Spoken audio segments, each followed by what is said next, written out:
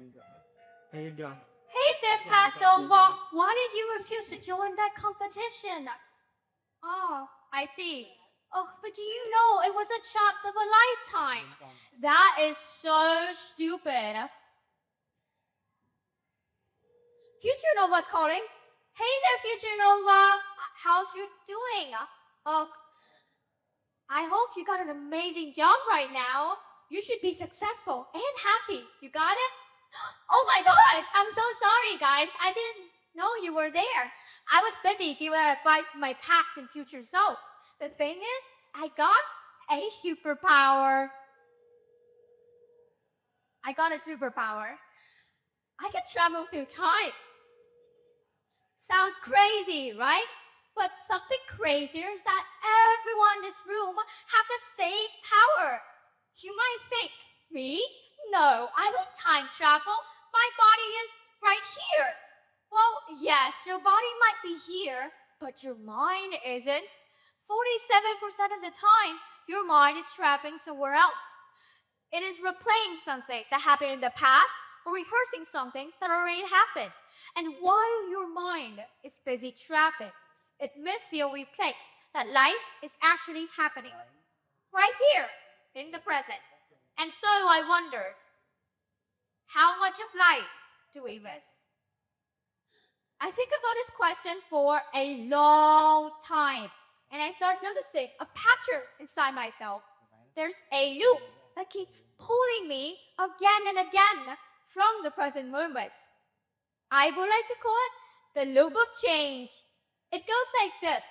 When we get something good, a grade, a friendship, or a moment of pleasantness, we feel happy, but then immediately we start to hold onto it, wanting to live that pleasant moment forever.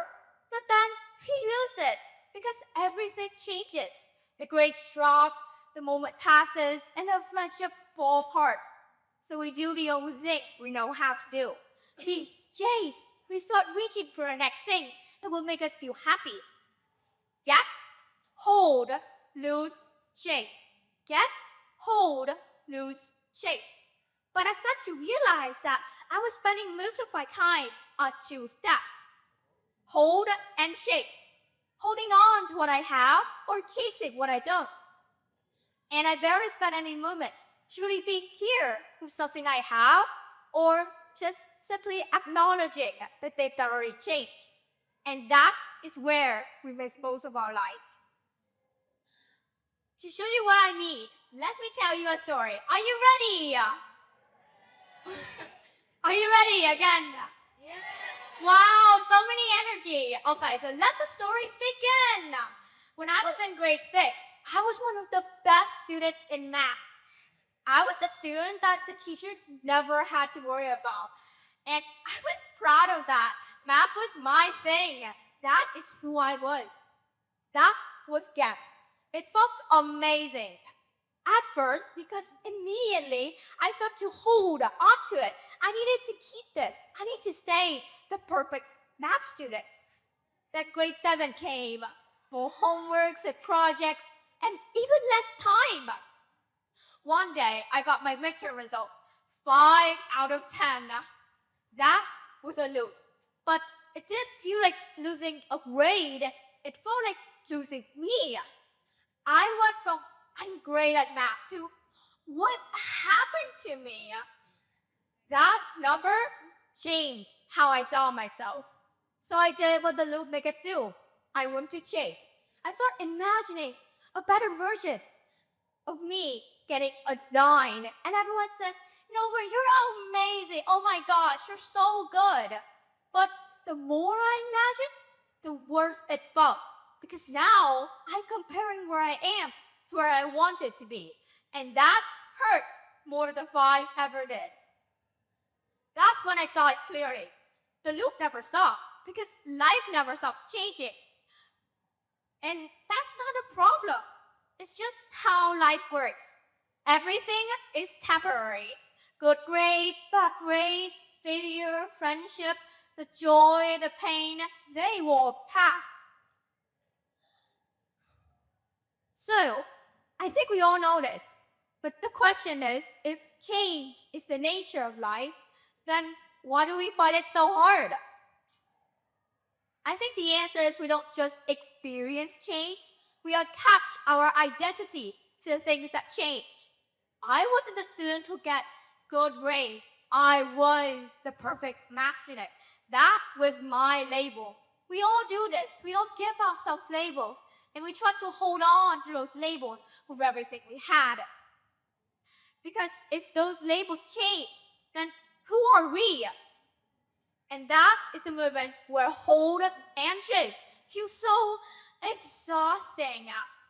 Because we're not chasing a better version or a better situation. We're chasing a version of ourselves that we're afraid of losing.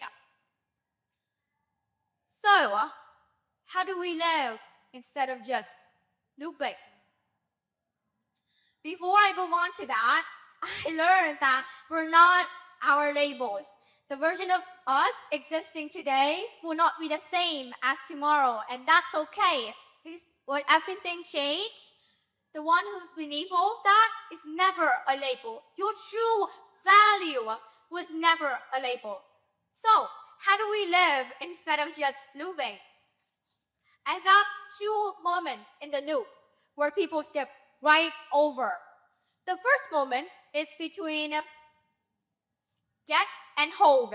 Right after you get something good and before you start trying to gripping onto it, there's a gap. A moment where you can simply be there and experience it. And you don't fight it yet, you're just acknowledging it. And moment number two is between lose and chase.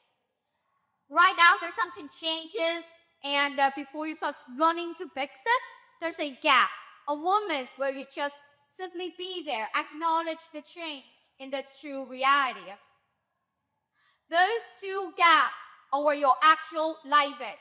And that is the pleasant moment everyone's been talking about. It's been the loop, inside the loop this whole time. Because people skip so fast, we never noticed. When I got that 5 in my midterm exam, there was half a second, well, no, it's just a number on a piece of paper. It's just me looking at the piece of paper. And that feeling was way before the whole story started in my head. That feeling was way before I started telling myself, you know what, you suck, you're a failure. And I missed that moment. And when I started to improve my grades, when I got a dime, there was another moment when it's just a feeling, I just felt it. It was pure relief. I was so happy. And that feeling was way before the fear of losing it happened. Those are two gaps. And we usually miss those gaps. So my practice now is to try to catch those gaps. When good things happen, I try to stay in the gap before a hole takes over. Just experience it. And when difficult things happen, I try to stay in the gap before chase takes over. Just acknowledging the things that change, accept it. The way I find the gap really simple is to come back to what's real, to my 5 senses. To what I can see, smell, taste. And what is this, everyone? Yeah, hear, and what I can feel. Because our senses don't loop. Our eyes don't hold on to what they saw yesterday. Our ears don't chase a sound it hasn't heard yet. My senses are in the gap this whole time. So, let's try it together, shall we? Let's close our eyes. Let's take a deep breath. Is your mind here, or is it throbbing? If it's throbbing, hey, pull it back. Are you smelling anything in this room? Yeah. Is there any sound? What do you feel under your feet? How's your chair? Is it comfy? Now slowly open your eyes. What do you see? Yeah, right now, in this moment, you won't successful or falling behind. You're not enough or not enough. You're just right here in the present. And that is the gap. And it's available to you every moment the loop starts.